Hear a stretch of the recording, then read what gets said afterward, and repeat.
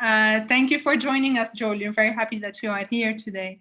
Thank you. Just picking up from what Rathna was saying about some of the problems within the structures of the kafala system, within the structure of sponsorship or employment employer-type visas. In the context of African migration, we know in the Arab region that, for instance, the African migration is a new kind of migration, and because it is new, sometimes we see that there are also more gaps as well in terms of workers' protection. My question to you, Joel, what are some of the specific issues that we see as a result of having these kinds of systems for African migrant workers into this region, but also maybe beyond that, where such models exist? Okay, thanks, and good afternoon from this side of our world. And the name is Akato Joel Odigie. I'm the Deputy General Secretary, African Regional Organization of the International Trade Union Confederation, ITUC Africa. We are based in Lomé, Togo, but at the moment I'm in Abuja, Nigeria, because we are all working from home since March this year, COVID-19 realities. And having this kind of meeting represents what some of us think is it could be a progressive new normal. But let me speak directly to the question, Rola, you've asked, to say just the way you introduced it, a new kind of migration is the from Africa to the Middle East and to the GCC state is essentially what we need to understand, that what we see is a promotion of the race to the bottom. That whilst others are beginning to demand for more rights for their nationals that are working outside their shores, you see the host community showing a bit of nonchalance to say, if you can't take the conditions that we have, then we go elsewhere, where others take it or leave it arrangement is easily available. And the challenge with this kind of labor migration mix that you see is that for Africa, when we began to have this relationship, there was so much a bit of excitement by African government to say, we are now creating jobs for our people. And so they can go and not minding, as it were, the conditions to which these persons go. Let me speak quickly to what the issues are, what migrant face. I have a presentation which I will share with you, can share with others later. But just to speak to the issue directly, what are the things we face, African migrant face? You continue to see a situation where this movement is leading to huge exploitation. A lot of persons are excited about the employment opportunities to go work outside the continent. And so the arrangement leads to the situation where you cannot go on your own. You need to go through somebody, and then for most persons, you need to go through recruitment agencies.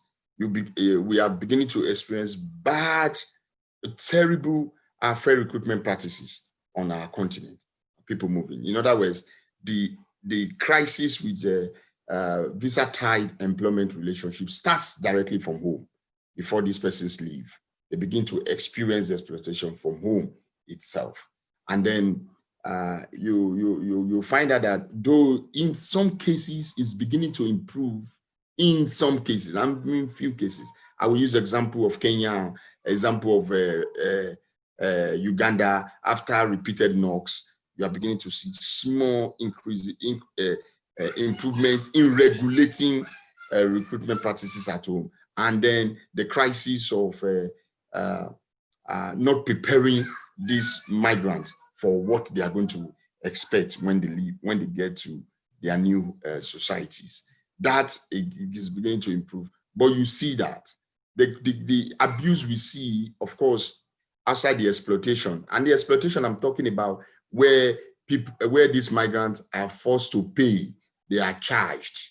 Thank God the ILO has made a very definitive definition, brought about a definitive prescription to what recruitment fees and charges and costs should be, as against what these persons are bearing now, to say this is what the prescription should be. We're happy about that, and we on our continent, we are running with that.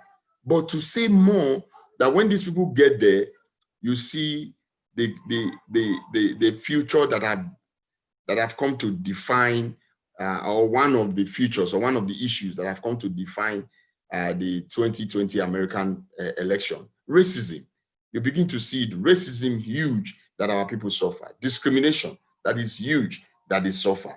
I've never come to understand how pigmentation of one's skin could be a crisis, but that you see very clearly in the employment-tied relationship.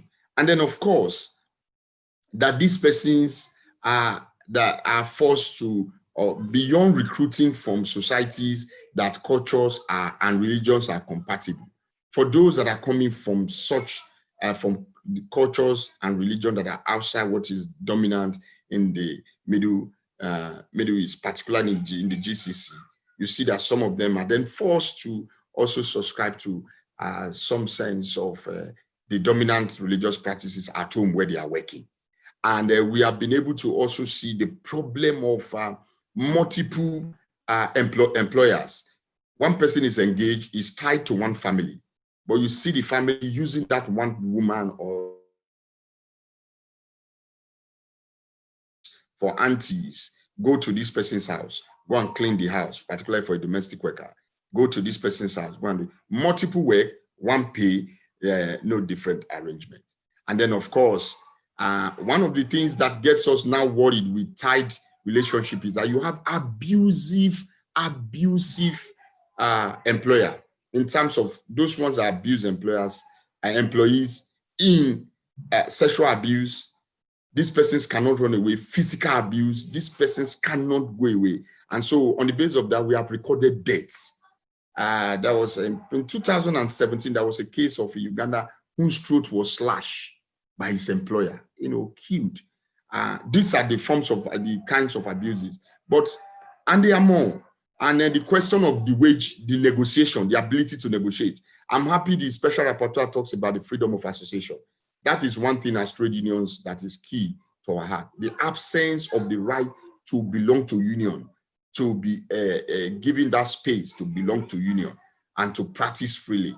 That and to practice the enjoyment of that right, because freedom of association helps a worker to promote the enjoyment of other rights. And if you cannot freely associate, other rights are likely to suffer. And so the question is, what have we done beyond lamentation? What have we done as African trade unions? We have done quite a while for ourselves. First, the question is, how do we, I would say one of my excitements of joining this webinar is because I know that we are going to be discussing with quite a number, essentially with unions from Asia that have done very well, that have moved far with helping to see how they can protect the rights of migrants.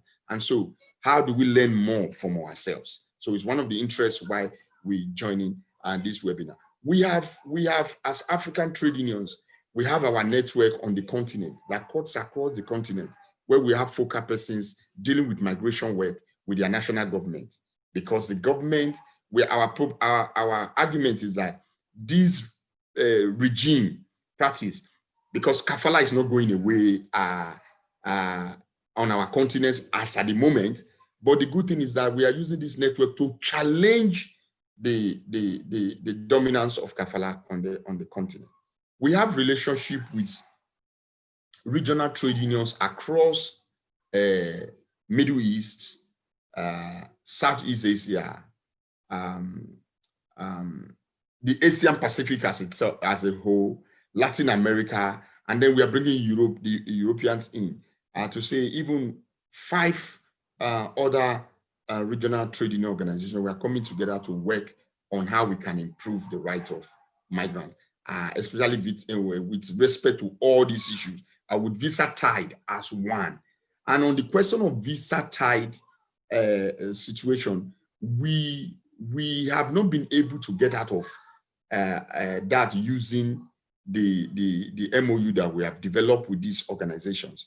But we are beginning to put that issue on the Abu Dhabi dialogue process, visa tied regimes. We are putting it on the agenda for more discussion to say, how do we improve this kind of arrangement going forward? Rotna talked about the Bahrain flexible model, which was well canvassed by the Minister of Labor for Bahrain during the GCM negotiation in New York. That in itself, it's something we can live with, but in itself, it's fraught with a lot of difficulties. There are a lot of challenges with it. So we want to put this issue very strongly on the Abu Dhabi dialogue process to be able to then use it to see how we can improve it going forward. But more importantly, and then I will stop, I think my time is up. More importantly, to say we need to build this kind of our own non-state alliances well and stronger to be able to continue to engage more effectively with state partners.